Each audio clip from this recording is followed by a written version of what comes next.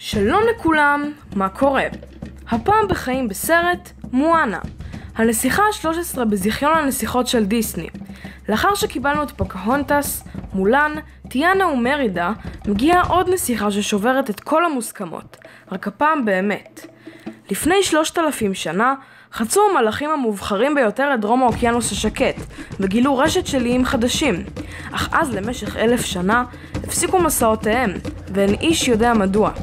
מואנה היא צעירה נועזת שלאחר מות סבתה מחליטה לצאת למשימה מסוכנת למרות התנגדותו של אביה כדי להוכיח את יכולותיה כנווטת ולסיים את המשימה שאבותיה לא הצליחו לסיים.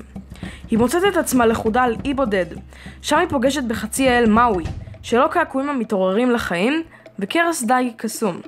מואנה והאל המחצה שתהילתו מאחוריו יוצאים יחד אל האוקיינוס הפתוח למסע מסוכן כנגד כל הסיכויים.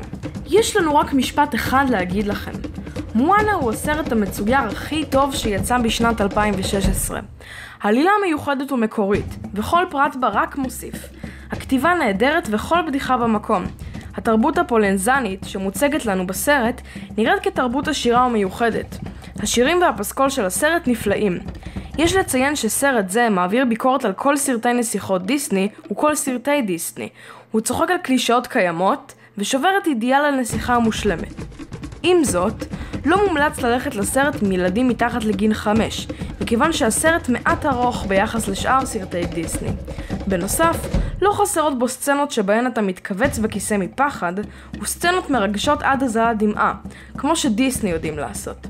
כמובן שנמליץ לכם ללכת לראות את הגרסה המקורית באנגלית, אך גם הגרסה בעברית לא רעה בכלל.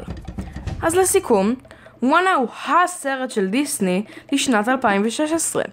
העלילה מושלמת, הדיבוב נהדר, והדמות מואנה היא ללא ספק דמות מדהימה ומיוחדת. ציון סופי למואנה 5 כוכבים.